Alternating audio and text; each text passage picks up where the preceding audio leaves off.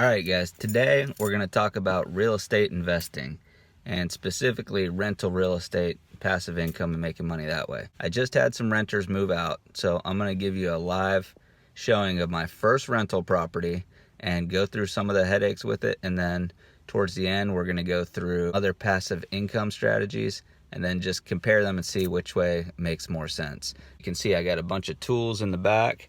We dropped off a bunch of stuff yesterday, and I have a bunch of stuff in my trunk, and we're going to go in and just take a look and see how things are looking and what it's going to take to get it up and ready for the next renters.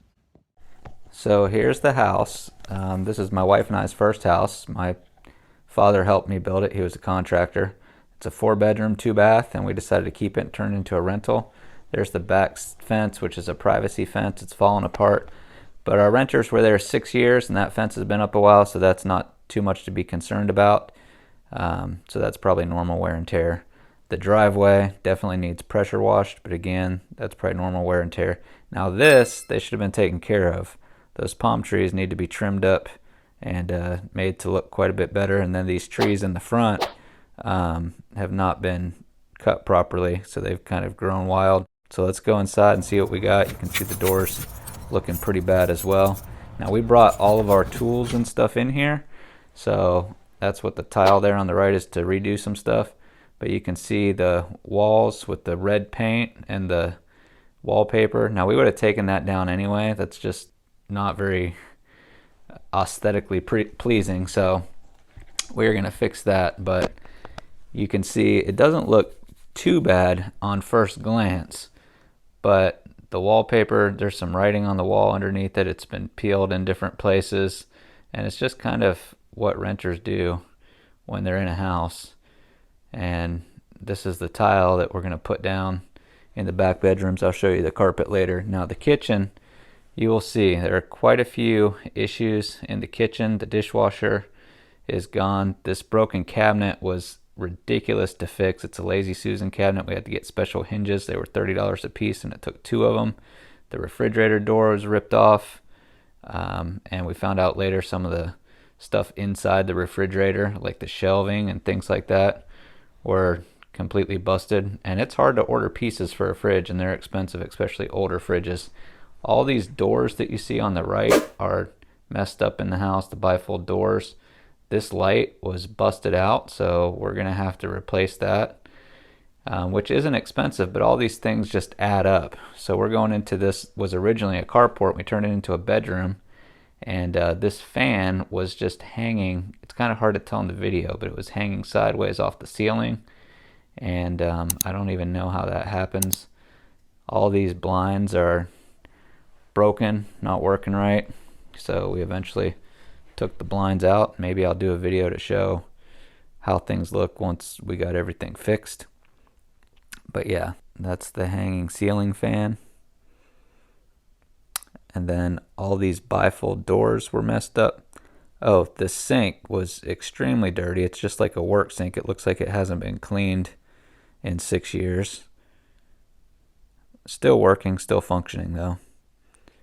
Now let's go back to some of the back rooms. Bathroom, this is the main bathroom. It's got some water damage, so we had to pull that up and replace all that and fix the water damaged areas. Cabinets messed up. Now here's the bedroom. Look at that carpet. I don't know how you even live with that carpet and feel comfortable having your kids and your family on that carpet. I don't know what that stuff is. I have a carpet cleaner that does an incredible job. He can get just about anything out. I didn't even get him to try that. This had a second shelf right there. It was ripped out of the wall. And we just took this carpet up and completely replaced it with tile. Tile's a little bit more durable and almost impossible to destroy. Hey guys, if you like learning about making money and all things entrepreneurial, make sure that you subscribe to this channel and click the notification bell so you don't miss any of our updates. Next bedroom, same thing. Carpet's just totally destroyed. And that's something that you're going to have to deal with if you have a rental. You know, rentals are passive income when there's somebody in there and when there aren't a whole lot of issues. But like I said, you might have noticed there are bifold doors. This looks like they had some lights hanging up all around the room. Must have been a kid or something in here. So when they ripped the lights off, all the tape took all the paint. So we got to go back there and paint all those trim up around there and fix that. Here's another ceiling fan in the first bedroom there's only 2 blades left and the cover's missing. I don't know how that happens. Here's the closet, which I'm showing you because this was ripped out of the ceiling too. I have never in my life ripped a light out of the ceiling like that, so I don't know how that happens. I would like to be a fly on the wall and see what goes on there. Here's more carpet that's just nasty and dirty. Now at one point the air conditioner flooded and messed up this carpet, and we've replaced the air conditioner, but the problem was the renters didn't tell us for a while that had happened.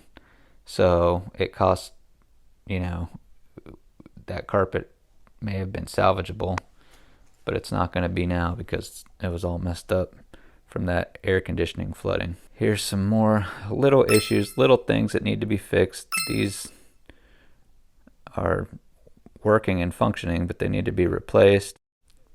All right, now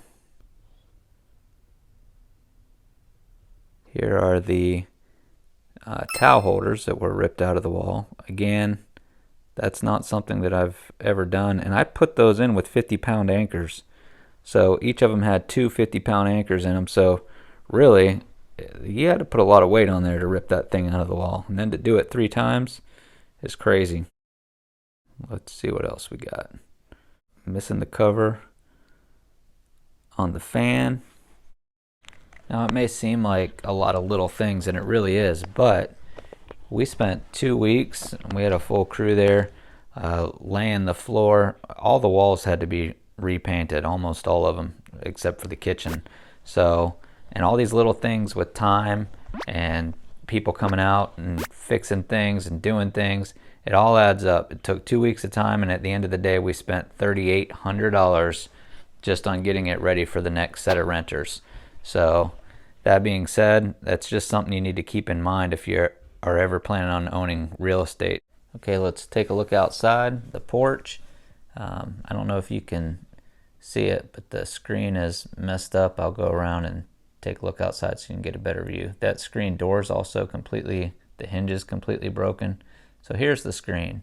The screen on the porch is, all of the screen panels are ripped, so I'm gonna have to replace all the screen. And the whole house needed pressure washed, which is, again, normal wear and tear, but if you're gonna own real estate, you gotta keep that in mind. This is an old shed we had when we first moved in. It was a $300 shed, and I knew I needed to get rid of it, and I never felt like dealing with it. So what I did this time is I posted it on Facebook Market, free, if anybody came and took it apart with their own tools. And I must have had 30 people on the first day message me, and 2 of them showed up at the exact same time. One of them didn't want it. The other one took the whole thing apart and carted it out, and I didn't have to lift a finger. Yeah, so I posted it on Facebook Marketplace for free. After a few hours and some hard work from some people that showed up, this is the final product of what it looked like after they removed the shed. It's the easiest removal you'll ever do, so if you ever want to get rid of something quick, just post it for free. All right, guys, now that we looked at my rental, let's look at cost and look at some of the numbers and look if it even really makes sense to do that model, or if some of the newer up-to-date strategies make a little bit more sense. So I have my little numbers here, so let me go over them. So the rent currently on that house, we charge $1,250 a month. And then we've got to take out our mortgage, which is $754, our taxes and insurance, which are $300 together per month, and a $125 management fee, which is 10% of the $1,250. So that'll go up and down based on whatever our rent is. That leaves us with a whopping $71 a month. Not making big money, right? 71 bucks a month. But the idea is when we have it all paid off, that'll be $1,250 a month in passive income. By the time we retire, it'll be renting for $1,500 a month because of inflation and just based on the market. That's when we first started, it was renting for $1,000 a month. Now it's renting for $1,250. I think it'll be at $1,500 when we retire. But some of the work we've done, that's the problem. We just spent $3,900 when one renter moved out getting ready for the next renter. just recently we put in a new HVAC system that cost us about $4,500 to have that installed. So we're running up on $10,000 just in additional costs. So that eats through the $71 a month. Now, eventually we'll have it all paid off. And like I said, we'll probably be making $1,500 a month minus the management fee of $150 a month, which is 10%. So that will leave us $1,350 a month. That's good money. You get 10, 20 of those going. That's a great retirement. The problem is the models have changed. Things are different now. So we're going to look at some of the other passive income models that are available to you today and see if it still makes sense. This is probably one of the last rental income properties that I'll buy. And as I go through some of this other stuff, you'll see why. First, let's look at flipping land. I've talked about that before, and I'll put a link in the description to a free training on that. When we flip land, I might be able to get a property for $4,000 to $5,000. So you look at the HVAC system that we put in, or the remodeling that we just did, that would be 2 properties. And usually if I buy a property for $5,000, I can flip it for $10,000 to $20,000, sometimes $25,000 to $30,000. So let's just say $15,000. Put in 5, get out 10 in profit. That is a fantastic way to make some extra income. That beats house rentals and house flips all day long because you don't have to put in so much money and you still make that big payoff at the end. Next thing I want to look at is affiliate marketing. After we've had a mortgage on this house for 30 years and we're making $71 a month, and as I said, with all this extra money that I'm having to put in, we're actually losing money every month. After 30 years, we get a payoff, and the payoff is going to be about $1,350 a month. The models that are out there now, you can do content marketing like I'm doing and put links in there to trainings and other high ticket items, and when people click on those trainings and they order some of that product, you can get a commission. The last couple months I've averaged $1,000 a month in affiliate income. I've been doing content marketing probably for about 3 years. I'm already almost making the same amount that I'm going to make from my rental, but I've only been doing it 3 years. 30 years is 10 times 3 years. So if I can keep creating content marketing and get better at it and find more products, maybe create my own products, and I can 10x my income that I'm making right now by the time I get to 30 years, then I'll be making $10,000 a month in affiliate income. And that is 10 times what I would make from a rental in the same amount of time. And here's the kicker. You don't have to invest near as much money. I didn't have to take out a mortgage. I didn't have to, when I started, you had to have a blog.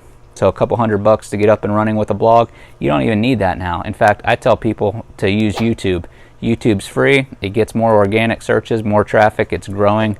There's less content because most people are uncomfortable. I was uncomfortable getting on video in the beginning, and I still am a little bit. The competition is a little bit less than blogging, and you connect with your viewers a lot better than you do with the written word. So do affiliate marketing through content marketing. That's better. So now we have flipping land, affiliate marketing. Those are both better than having a rental. The other thing is network marketing. If you think about network marketing as just an amped up version of affiliate marketing, and stop listening to your friends who try to do something and maybe they were using the old models or maybe they weren't using online marketing to do it, is a great way to produce passive income, and it's recurring. That's why I like it. It's not really high ticket sales because you're not selling $2,000, $3,000 products, although there are some network marketing companies you can do that, but if you're selling consumable products. So when I find a customer, I may only make $20 from that customer, but they click on a link just like affiliate marketing, they make a purchase, and I may get $15 to $30 off that purchase. But it all drop ships to them just like if Amazon was shipping it to them, except it pays a higher percentage than Amazon because Amazon only pays 1 to 3%. I'll put a video up about that, and you can learn more about affiliate marketing. Since it's consumable products, if they like the product, they're going to reorder. So if you get 10 people over time from your content marketing that buy your network marketing consumable products and they order every month, and you're making $15 a person, you get 10 people, you're making $150 a month, you're breaking even. How big can that get in 30 years? Again, it comes down to how much content can you put out. Every time you put out a piece of content, as long as it's something that grows organically through search engines like blogs, YouTube. A lot of people do marketing wrong for this type of thing because they do social media marketing, and that's like a flash in the pan. So if you want to do content marketing right, make sure you watch this video that I'll put up here because a lot of people are doing it wrong. It's like having a fishing pole in the water. Every time you create a piece of content, that's another pull that can get you another customer or can enroll another distributor for you. It can point to affiliate marketing, and you can kind of give people a smorgasbord of what they want, you know, kind of like a buffet. So if you go down in the description of this, you're going to see something for land flipping, a free training for that. And there is a product. You can get the free training, but maybe you want the product. If you buy the product, I'll get a small commission. Then I'll have something on affiliate marketing. If you get the product, I'll get a commission. Then I'll have something on working with us in our network marketing company. If you join us, we're going to help you, mentor you for free. It's part of the business model, and help you grow your network marketing business, but we get a piece of that commission, and it doesn't come out of your pocket. It's just part of the way that compensation plan is set up.